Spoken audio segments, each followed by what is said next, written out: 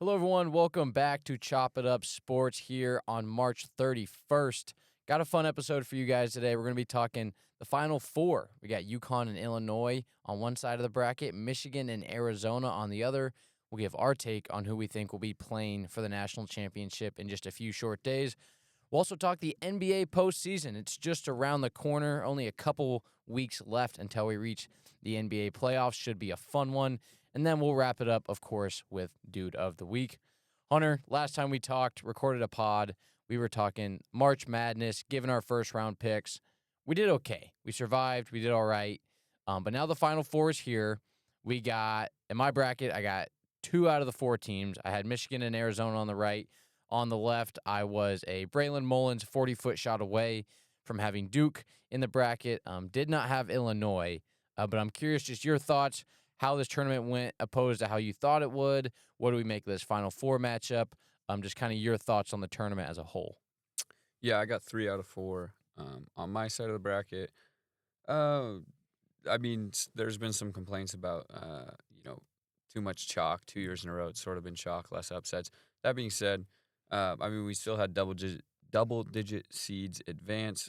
We had Texas, of course, making the Sweet 16, and then Iowa made a run all the way to the Elite Eight. And so I think while I understand the complaints, I know people are talking about NIL and things like that. It was still a very exciting tournament, per usual. This is what March is about. I think we got a good tournament. There's been a lot of great games. And not to mention, we're looking at some double-digit seeds that didn't advance. That being said, there were a lot of teams that were right there. I mean, Cal Baptist almost upsets Kansas in the first round. They're right there. South Florida gives Louisville all they can handle.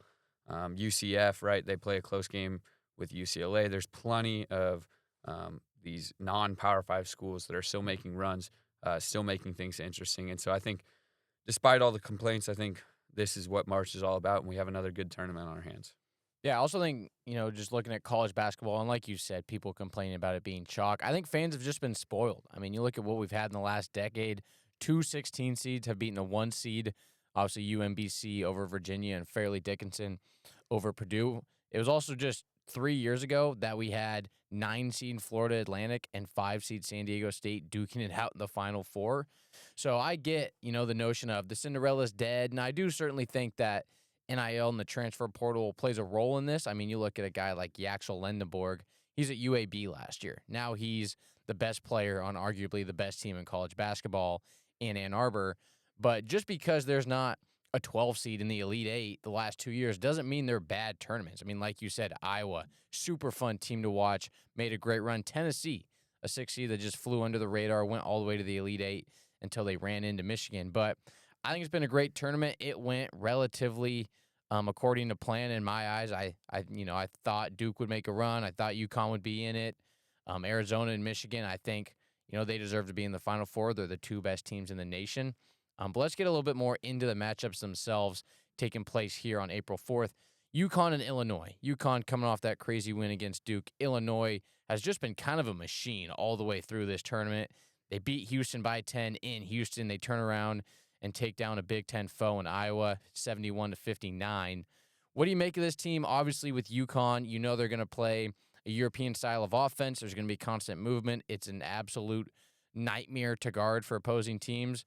But they are facing a team that is full of Europeans. This Illinois team has guys from all over Europe, and they play well. They can shoot the ball. They're really strong offensively, also led by freshman Keaton Wagler, one of the top freshmen in the country as well. Yeah, I think Brad Underwood has done a good job with his squad. I think they're come into the game prepared, despite being led by a freshman. Typically during the tournament, I like to shy away from the star freshman. I like to sort of lean on those veterans, those guys that have been there before. Despite being, their best player being a freshman, I think Brad Underwood does a great job preparing his team. He's been in tough spots before. Obviously fought for over a decade just to get to the Division I level, I think. And then Illinois is very dynamic on offense. I mean, Keaton Wagler obviously can score from the three-point line. He gets to the free throw line a ton, gets inside. And then Kylan Boswell, their point guard, sort of just holds it down for him, keeps things organized. And then you have a bunch of big, tall guys that can stroke it from the three-point line.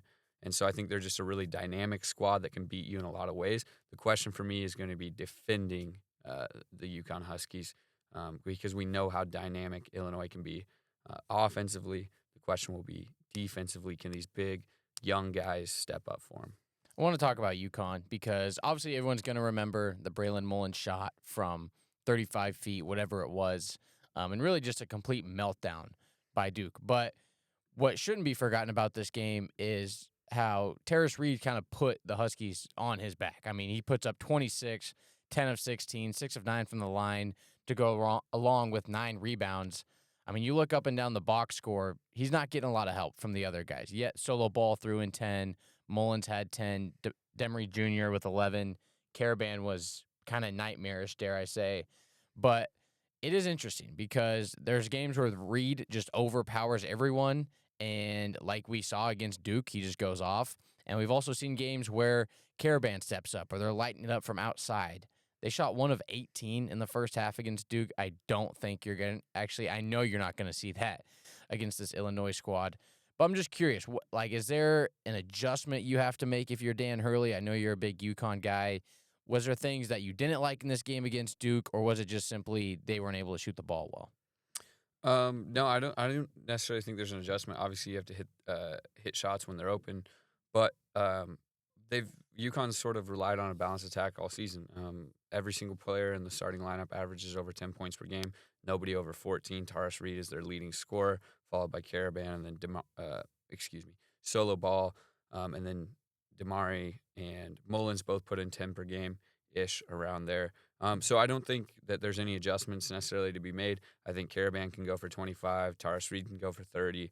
Braylon Mullins could get hot, go for 20 plus. Solo Ball is a great 3-point shot or 3-point shooter, excuse me, even though he has sort of struggled this year statistically, he can get hot. So I think really for Dan Hurley, it's just going to be sticking to the principles that have gotten them there. So they're going to play, a sort of a slow pace half court offense where all 5 players are moving. I like them to get it into Taras Reed early. I know Illinois has multiple 7-footers on their team, but you get it into Taras Reed, he gets into position, and then what we saw last week against Duke is that guy can really pass the ball. So if he can draw a lot of attention early and then he can dish it out to some of those shooters and they actually make shots this week, I think that's how they're going to win. If you had to pick a winner, who would it be? UConn for sure. I'm heavy on the Huskies. I think they might win the national championship. I think Dan Hurley, out of timeouts, out of breaks in play, he joysticks better than anybody in the country. And so I think he's going to sort of take advantage of that. Illinois likes to play fast, put up a lot of points. But Dan Hurley is so good out of timeouts, out of breaks in play, that it's going to sort of slow that momentum for Illinois. I don't see them going on a big run in this game. And because of that, UConn's just sort of going to consistently pour in points, get stops, force turnovers, and they're going to win a game through sort of just consistent play rather than relying on streaks and runs like Illinois does. Yeah, I'm going to go with you. I'm going to go with UConn. And listen, I know that outside of Caravan, most of these guys haven't been on the championship teams that they had, but there's still a championship culture and expectation that comes with UConn that kind of just stays with the program year in, year out. You see it with Duke, you see it with Kansas, Carolina, all the blue bloods where, whether you're rotating freshmen or just players year after year, even if it's not the same guys, there's still an expectation in terms of trying to make a national championship, making a Final Four. UConn's also 16-0 in the last, I think, 12 years or something like that. There's some crazy statistic where in their games beyond the Sweet 16, UConn's won 16 straight games, I do believe. And so that just goes to show when it gets to this time of the year, late March, early April, they're able to play at their best. And so I think we saw that against Duke in the second half. Obviously, they struggled early on, trailing down by 19 at one point. But I'm going to go with UConn here. I think there's an experience factor that UConn has that's going to be able to help them win this game. I also just trust Hurley more than I trust Brad Underwood. Not that I don't think Underwood's a great coach, but I just think, like you said, Hunter, I think Hurley's going to be able to joystick a little bit better. I think he's going to be able to put his guys in spots. Also expect UConn to shoot the ball a lot better. And if you're putting pressure on Wagler and that Illinois offense down the stretch, then I think you're going to be in a pretty good position to win that game. So I'm going to go with the Huskies as well. Flipping it over to the other side of the bracket, I think this is the national championship game. I'm going to say it now. I think whoever wins this game is going to be your national champion. Michigan and Arizona showing off. I can't wait to watch this one. I do think these are the two best teams. Arizona, they don't shoot a lot of threes. 16 3-point attempts per game. But with that being said, they are an absolute force to be reckoned with, led by freshman Braden Berries and Koa Pete.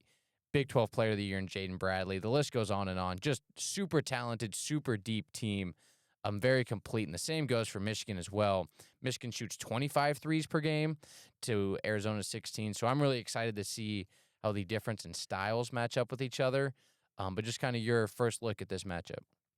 Yeah, like you said, I think it's a matchup of two elite squads, both led by veteran players, while getting contributors from young guys that maybe haven't been there before.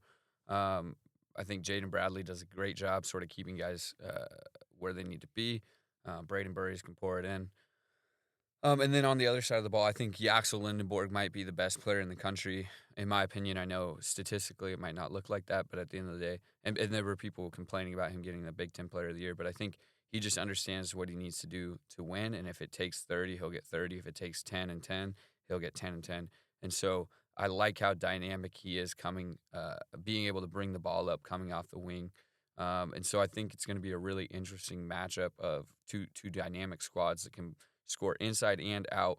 I know you said Arizona doesn't shoot a lot of threes. That being said, they have great three-point shooters. Michigan obviously is giant. Arizona as well has a lot of big dudes for their team. And both these teams are pretty deep. They both play a lot of players. So I think it's going to be definitely a game played the full 40 minutes. I'm sure both these teams being, as talented offensively as they are, they're going to go on runs. That being said, I think these two teams have both been the most consistent throughout the tournament. They've put together 40-minute masterpieces, and so I imagine this one's going to go down to the wire. Yeah, Arizona is their entire starting five is putting up double digits. I mean, you're getting 16 from Berries, Pete's putting up 14, 13 from Jaden Bradley, and then 10 each from their big guys in Karchenkov and Krivos. I'm excited to see the matchup between Pete and Lindeborg. I can't wait to see the experienced Lindeborg go against Pete. Just two athletes, two big guys. I'm really excited to see how that one goes down. Obviously, Lindeborg has 5 years of experience on Pete. But Pete, I mean, at the beginning of the year, people were talking about him those first couple of weeks like he was the best freshman in this class. Now, obviously, it hasn't really shaped up to be that way, but still an elite player nonetheless. And then another one, just kind of a clash of the beast with Mara and Krivos. I mean, Krivos is listed at 7'2", and Mara is listed at, I mean, what do they have him here on Basketball Reference? 7'3". So that's going to be a fun one to watch. Both guys protect the rim really well. I'm going to go with Michigan in this one. I really do think it's a coin flip. I just think there's something about this Michigan team where I trust the experience a little bit more. Now, I know Arizona has Bradley and Krivos has been there for a bit, and they have some guys that have been in the building. But like you said, it's tough to trust freshmen at this point in the year. And I just think if I have to choose between a duo of Braden Berries and Koa Pete, as great as they've been against an Elliot Cadeau and a Yaxel Lindenborg, guys that have played in this tournament that are used to these high-pressure situations, I think there's going to be a time where that inexperience of Arizona shows through, and I think Michigan's going to find a way to win this one. It's going to be close, like I said. I think it's a coin flip game.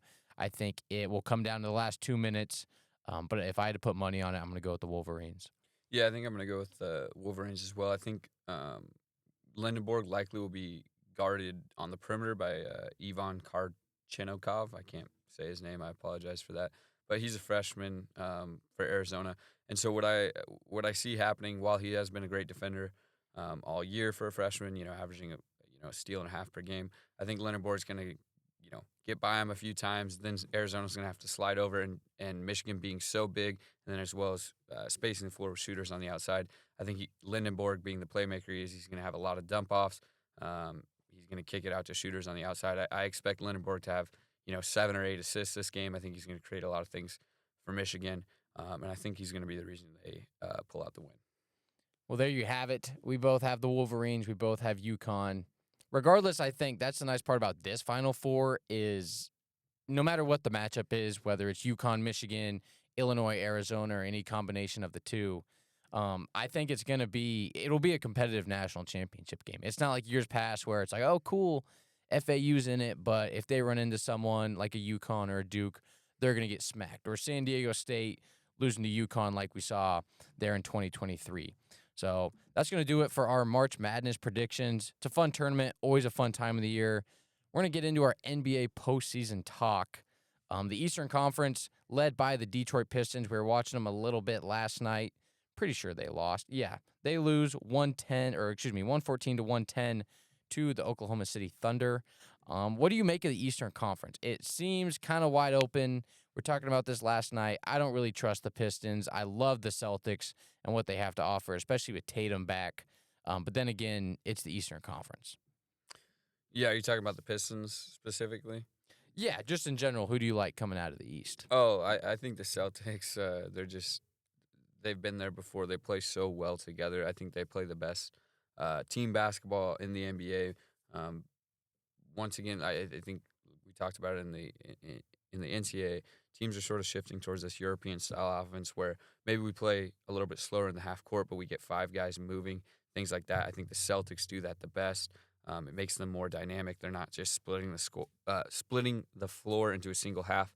They're making all five players defend on the opposing side, and they've just been really, really good. Jason Tatum, I imagine, is only going to get better, and they were really good without him. So I think they're just going to have a lot of momentum heading into the playoffs, knowing that they have their star player back. Jaylen Brown now knows what he is capable of when he's not playing behind Tatum, and so I think that's going to make them a really tough out. The Knicks obviously are great too. They don't have per usual, even though they have a new head coach, they do not have a lot of depth. So we'll see if they can get out of series quickly early. Then they might have a better chance come the Eastern Conference Finals, or if they somehow make it to the NBA Finals. But besides that, I think those are my two teams out of the East. I really don't believe or trust in many of the other squads. I know Cleveland obviously has James Harden now. Donovan Mitchell's been playing like an MVP this year. But I don't know. It's tough for me to believe that a team acquires, one of probably their second best player on the squad more than halfway through the year and then is able to sort all that out and then make a run to the finals. I just don't see that happening. And the Pistons, I just think while they've been playing great in the regular season, I think they're going to be sort of a regular season foe, just like the Cavs the past couple years. They do not shoot the three-point ball well. I think Cade Cunningham is really good, but I still think he's a tier below some of the best players in the NBA. And so when we get to the playoffs, we're going to see that. And then after that, after Cade, I mean, who's going to put up 25 for him if they need it? I just don't see it happening. Yeah, no, I'm with you on Detroit. We were watching them last night, and, they're a fun team to watch. They play hard. They hustle. They got a lot of super athletic guys. I think Asar Thompson's going to be with that franchise for a long time. But like you said, when it gets to Game 5 of a pivotal second-round matchup and you need another guy to step up and give you 18 to 20 points, I'm just not sure that they have that guy. Outside of Cade, I just don't trust Asar to score the ball at the high level. Jaren Duran has been great. But with that being said, I just don't know that he's going to be the guy necessarily that you're going to rely on to step up and score meaningful points in big-time play or in big-time moments. And so, yeah, I'm a little questionable with this, Jalen Duran also. Not Jaren Duran. But, yeah, I have some questions with this Piston team. Cade being out, it's going to take him a little bit of time once he comes back as well. So that'll be tough. But, yeah, I like the Celtics. I feel like that has to be the leader here in the East. You have Jason Tatum. You have Jaylen Brown. All these guys have been there before. White and Pritchard have been great before Tatum was even contemplating coming back. They were awesome to kick off the year as well. And so I think it will be a battle between the Celtics and New York. I love this Knicks team. They're fun to watch. I think it's good for the NBA when the Knicks are good. But with that being said, I just don't really trust the depth. And we've seen that prove to be a problem for them in some of their matchups, whether it's the second round or the Eastern Conference Finals. If they're to make it that far and they face a Boston or a Detroit or whoever it may be, I could see them having some trouble. And if they are to match up with Cleveland at some point in this playoff run, I think they could have some problem defending, the combo of James Harden and Donovan Mitchell. I know Mikal Bridges is elite, Anunoby, great defender, but at some point, Jalen Brunson's going to be targeted. And if you're New York, you have to have Brunson on the floor for offensive purposes. And so he is a liability defensively. I think that he will be targeted throughout the postseason. But yeah, this Eastern Conference, I mean, it is wide open. But if I had to put money on it, I think it would be either the Celtics or the Knicks. I'd probably lean more towards the Celtics. But with that being said, we're going to find out here in a couple weeks. Let's talk about the West for a little bit. It's a little bit more clear cut, I think, who will be having come out of this conference. I think it's a coin flip between OKC and San Antonio. That's just me. I really like the Spurs team. I think they have what it takes to make the NBA Finals and potentially win the championship. My only concern is that they're an extremely young team, and despite the success they've already had and the talent they have throughout this roster, usually these young teams need to get punched in the mouth once or twice in the playoffs before they do the whole thing. Yeah, and I agree. I think OKC is just the most complete team. Every guy that they bring in to the game shoots the ball. They all defend, things like that. So it's really hard to find a weakness with the Thunder. That being said, the Spurs, while they've beat OKC a bunch this season, um, they're led by Victor Wembanyama, the most dynamic player in the NBA. So I'm not concerned about him or his game translating to the playoffs. My question would be, is after he gets 25 or 30, can these young guards or De'Aaron Fox score the necessary volume to win games? Because while Wemby can space the floor, things like that, if you sort of let him get his, I just don't know if Stephon Castle or De'Aaron Fox are going to knock down big shots from beyond the arc. And OKC defends so well that I think they'll be able to force the Spurs into taking those shots. And so we'll see what happens there. The other thing is, the Spurs also have really struggled this season to put teams away. I know they have only 18 losses on their record, but they like to let teams hang down. And then there's teams like the Los Angeles Lakers that are really heating up and rely solely on these big time runs, these big time scoring performances by Luka, getting out and running, throwing it up the floor. Obviously they have three dynamic guards: LeBron, Austin Reeves, and Luka, that can all handle the ball, score at the rim, pass the ball. LeBron's not the greatest three-point shooter, but he gets shots for other players. And so that could also be another challenge for the Spurs if the Lakers secure that 3 spot and they meet in the second round. So I think it's going to be a tough path for the San Antonio Spurs. I think OKC definitely has the easier path, and they're the more complete team, as well as all their guys on their squad have experience getting to the finals and winning a finals. So, yeah, I think I'm rolling with the Thunder in this. It's going to be a tough 7-game series. I think the Spurs obviously are going to feel comfortable against the Thunder. They've beat them a bunch this year. But at the end of the day, I just have to roll with the better team. I can't just go solely on what I saw during the regular season.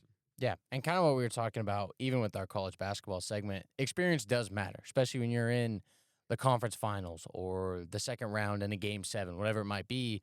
And when you look at both these teams and their backcourts, both are young. You look at OKC, obviously you got Shea, but you also have Jared McCain and Isaiah Joe and a couple of guys that, are young, exciting players. Obviously, Shea is on a completely another level than some of those other guys. But then with San Antonio, it's Stephon Castle. We know De'Aaron Fox has been around for a while. Dylan Harper. So as much as we are going to talk about the matchup between Wemby and Chet and how Shea plays a role in all this, there also seems to be a collision course of just young guards that are going to go at each other's throats that I think will be really exciting to watch if these teams are to face off. I probably lean more towards OKC. I think the championship experience is just such an element that can't be replicated if you're San Antonio. You can't just bring in a Harrison Barnes as a leader and all of a sudden now you have championship experience. You have to have guys that have that experience of going into the second round, game 7 on the road, playing in that sort of atmosphere. It was just the year before OKC won the title. They went into Dallas, game 7, weren't able to win that game. They come back a year later. They win the title. So I think it's going to be fun. I do think it is a 2-team race in the Western Conference. It's hard for me to look at the Lakers and take them seriously. I know they're playing well. They're fun to watch. Luka, you can never count him out of a game, but I just don't think that they're as well-rounded to give OKC or San Antonio serious threats, especially from a size standpoint. Like, I think, say what you want about DeAndre Ayton, but if he's running the Chet or Wemby, I think he's going to have a tough time with either one of those guys. The Nuggets, obviously, they have the Jokic factor. They've won a title in the last 5 years. They could be a contender if they get hot at the right time and can stay healthy. I just have questions about their roster outside of Jokic and Murray. So Yeah, the tough part toughest part with the Nuggets is they just don't defend anymore. We'll see. Aaron Gordon, hasn't been healthy this year. If he gets healthy, maybe he can sort of be the glue that holds them together on the defensive end. But if you don't have 5 guys that defend, it's going to be really tough to face these new age teams that aren't just built on 3 superstars. You have OKC and the Spurs that have uh, talent all over the place, and they don't necessarily rely on one person. Obviously, Wemby and Shea lead their squads, but when those guys, falter, they have other guys to pick them up. And so if you don't defend, it's going to be really tough. Jamal Murray's playing out of his mind this year. Him and Jokic are going to be a crazy duo in the playoffs, I expect. But I don't know. In tough series, 7-game series, 6-game series, you have to be able to defend eventually. So I have a tough. I don't see the Nuggets advancing too far this year. Yeah, I agree with you there. Let's wrap it up. Our Dude of the Week segment. Hunter, I'll let you go first. I mean, it's got to be Braden Mullins. Braden Mullins with the 37-foot shot to put the Huskies ahead of Duke in the last second. I mean, one of the craziest tournament games I've ever seen. I know it was a 2-1 seed. Throw all that out the door. That just was an amazing game. Duke even giving up the lead didn't necessarily play horrible. They didn't turn. I mean, they had some glaring turnovers at the end, but they didn't turn over the ball terribly throughout the game. UConn, when they were down by 19, they weren't necessarily playing horribly. They just couldn't make a shot. And so that was just it was 2 Titans going head to head, and then for a freshman to step up and make a big shot like that, he's got to be the dude of the week. Yeah, I mean seems like an obvious pick. Hard not to go with that guy. True freshman, kid from Indiana, sending his team back to Indianapolis. Really cool story. That's what March is all about. My dude of the week also coming from the men's college basketball tournament, but it's not a player. It's not a coach. It's my boy Bill Raftery, the broadcaster. He's on the call with Grant Hill and Iron Eagle when Braylon Mullins hits the 37-footer to send UConn to the national championship. And for those that haven't seen his reaction, I highly encourage you go and watch it because it looks like he just has a heart attack. He leans in the back of his chair, eyes wide open, not moving, frozen for a solid 5 to 10 seconds. Mind you, they're still on air. The call is still going on. Eagles freaking out. Grant Hill in shock. He just watched his alma mater choke for the 2nd year in a row. Meanwhile, Bill Raftery is just there, jaw on the floor, not saying a word. One of the funnier broadcasting moments you'll see. And then he delivers his iconic onions call. One of the best punchlines in all of sports broadcasting, in my personal opinion. He's also 82 years old. So we've seen ESPN and CBS and some of these networks throw out some old broadcasters for the nostalgia effect, whether it's Dick Vitale or Bill Walton, rest his soul.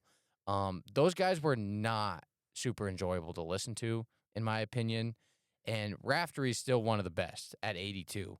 It looks like he's still going strong. Hopefully we're still able to get another couple of years out of him in the booth. But he's elite. Love listening to him in March. And he is going to be my dude of the week. So open the floor one more time. Any closing thoughts? Just excited for this week and for some good basketball games. Enjoy them while we have them. They're going to be gone soon. Yeah, that's going to do it for this episode of Chop It Up. If you haven't already, hit the subscribe button, hit the like button, share, tell a friend about it. Whatever you got to do to spread the word, we greatly appreciate it. And we will catch you guys next week as we look to recap the NCAA Men's Basketball Championship and roll into a little baseball and also a little NBA playoffs. Looking forward to it. Catch you guys on the next show. Take care.